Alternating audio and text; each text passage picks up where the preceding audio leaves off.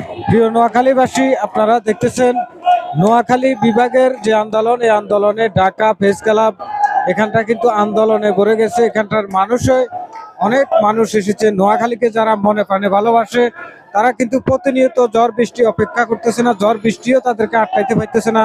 তাদের প্রাণের একটাই দাবি, নোয়াখালী বিভাগ দিতে হবে।